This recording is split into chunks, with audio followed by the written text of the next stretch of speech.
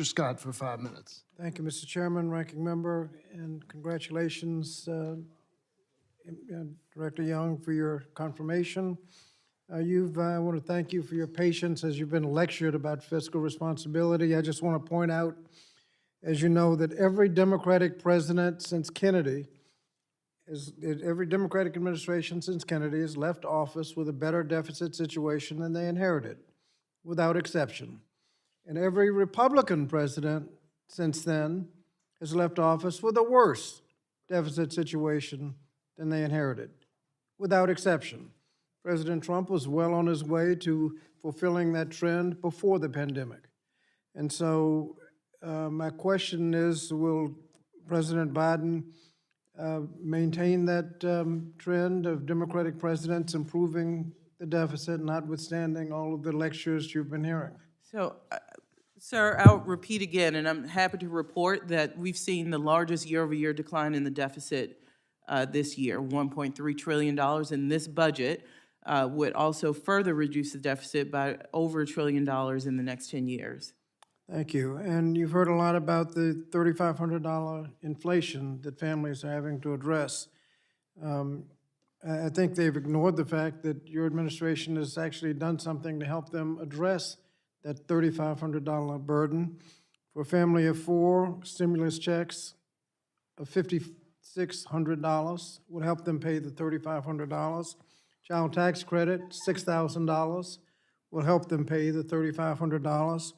Improved premiums in the Affordable Care Act, increased benefits under the Earned Income Tax Credit, increased SNAP benefits, all have helped them deal with inflation. And it worked as a measure of stress. Credit card delinquencies last year, according to the Federal Reserve, are at the lowest rate they've been since they've been keeping records. You've also mentioned that you're not only helping them make the payments, you're doing something about it. You talked about the supply chain, trains, roads, and bridges. I want to thank you for your investments in the ports. Hampton Roads didn't suffer the problem, but in the California ports, they had ships all out in the out in the ocean. Those goods could have been in the market, helping to reduce prices, increase the supply.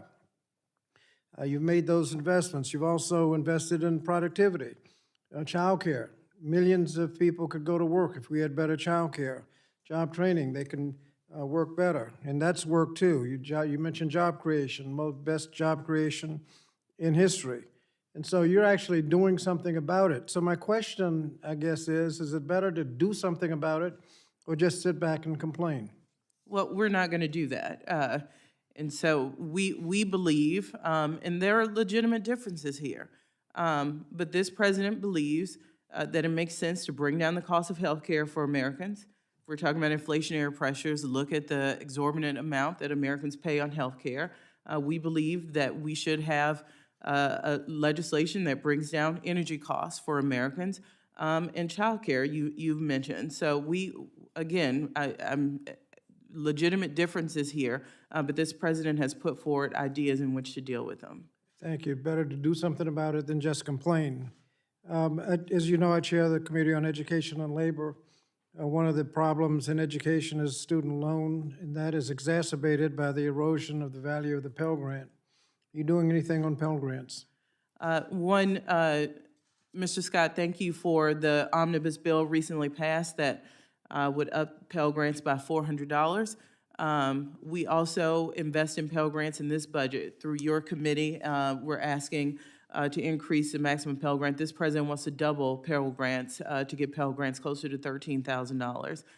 So both on the discretionary and mandatory side, we're asking for increases to meet the president's goals. There's a chronic achievement gap with low-income students. Have you done anything with Title I? Title I, again, I want to thank all of you for the omnibus, which provided record increase of $1 billion for Title I that helps our children across school districts across the country. We continue to ask for $19 billion more, so our children have access, all of our children have access to first-class education. And in the labor space, let me ask three questions all at once. Are you doing anything for those returning from prison? Are you protecting people from discrimination with the EEOC? And with increased interest in joining unions, while the workforce at the NLRB has been declining? Are you doing anything at the NLRB? You heard, we have a $45 million increase at NLRB to begin to rebuild that important agency.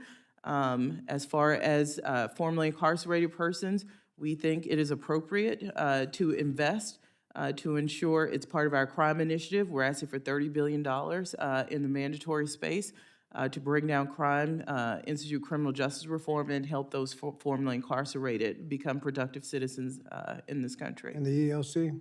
And EEOC asking for an increase, Mr. Chairman. Thank you.